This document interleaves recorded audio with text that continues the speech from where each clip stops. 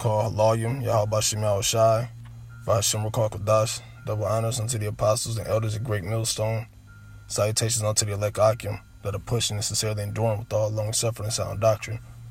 This is the brother you call Lamath in Nebraska camp, and what I want to get into just real fast is not too deep, but it's a very heavy topic to get into, and that's the revenge and the wrath and the vengeance against these so-called white people from Yahweh Shem Shai that's on the way. Okay? Now, the first thing that I think of is the book of Isaiah 14 and 21, which says, prepare slaughter for his children, that they do not rise nor possess the land. All right? These same Edomites, these same white people that are walking around, they're the same ones that pierced the Lord Yahweh Shai. They're the same ones that was lynching Jake. The same one when our people were over here coming on their way here to the Americas that were getting slaughtered and thrown off of the ships for the sharks to eat them. The same ones that were cutting open the wombs of Israelite women, pregnant Israelite women, and stomping on the heads of the fetuses and sewing the womb back up with a cat inside.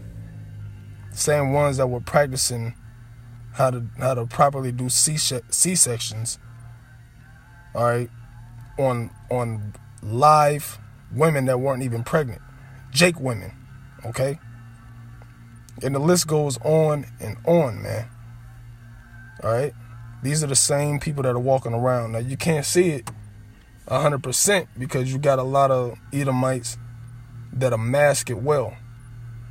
But when you're a man of the Lord, you can spiritually discern their spirits. And you can see that hatred ain't changed, man. To the third and the fourth generation, they're going to be the same people. Okay, reincarnation is real. And you can tell just by looking at these people walking today, man. So without further ado, I'm going to get into this. And Lord willing, this is edifying. And hey, let's let the spirit roll. This is Nahum chapter 1 and verse 1. It says, the burden of Nineveh, the book of the vision of Nahum the Elkoshite. The Most High is jealous, and the Lord revengeth. Okay? The Lord revengeth and is furious. Now, this is the same Lord, or just put it in Lame's term, God, that is furious. The same God of love. Same God of peace. Okay? Which is true. He is the God of love. He is the God of peace. But he's also the God of long suffering. He's the God of revenge. Okay? He is the number one man of revenge. Okay? These people forget about that. You forget about Amos, the 3rd chapter, when it says, have there been evil in the city and the Lord have not done it. You forget where it says the slain of the Lord shall be many. Okay? And right here it says the Lord revengeth. To get revenge is payback, man. Okay? Is that James Brown song, The Big Payback. The Lord is the number one man for getting his payback. So I'm going to keep going, and it's going to explain why he's the number one man of revenge. The Lord will take vengeance on his adversaries, and he reserveth wrath for his enemies. Okay? Now you think about it. This is one of the reasons why we say that these crackers don't believe in the Lord, man. Because these are the number one adversaries. Somebody that's an adversary is against. These crackers are adversaries against Yahweh Shem Shai. In Psalms, it tells us that they speak proudly and loftily against the heavens, and their mind or their heart is not set at all on Yahweh Shem Shai, man. But our simple ass people, they still think that Esau can be saved. Everybody has their own way of serving the Lord, so on and so forth. No, these Edomites, these so-called white people, are the number one enemies on the hit list of Yahweh Shem Shai, man.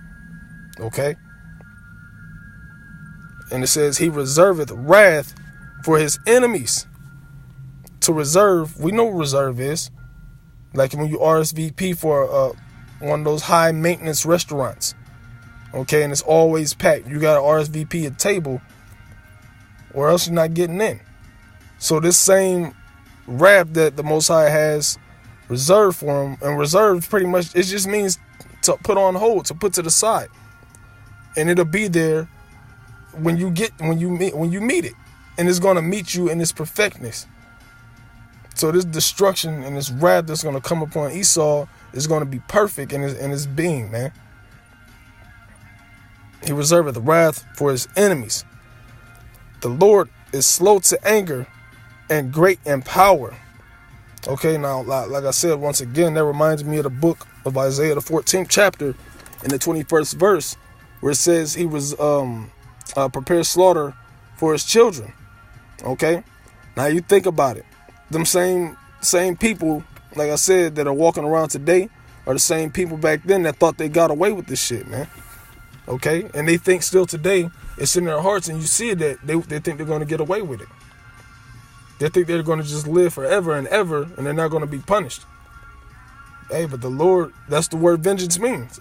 Revenge means to repay vengeance, to punish. Okay?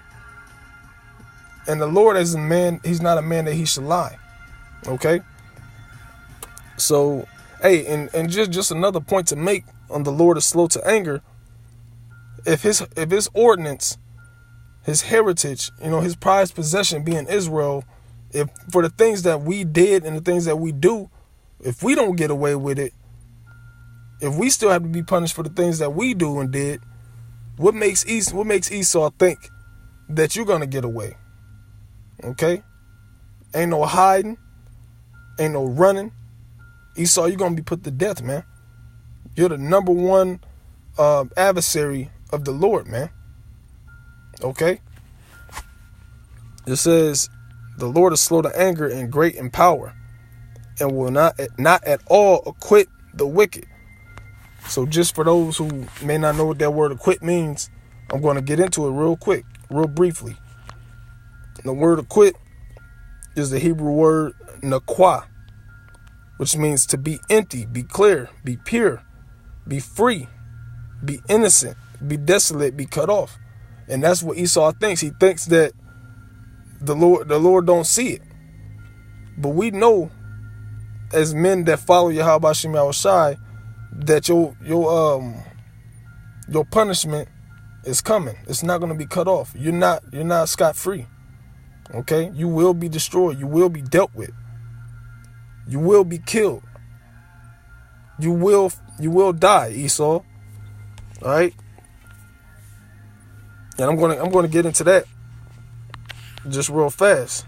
Salakia. And I'm going to get into that too. All right, Psalms 137. Let me see. I'm trying to probably start from a good point. 7. Yeah, 7's a good point. It says, remember, O Lord, the children of Edom in the day of Jerusalem, who said, race it, even unto the foundation thereof. All right, they were trying to create a mass genocide of Israel, man. Okay, and the Lord, that's how you know the Lord's a bad dude, because he told us to be fruitful and to multiply.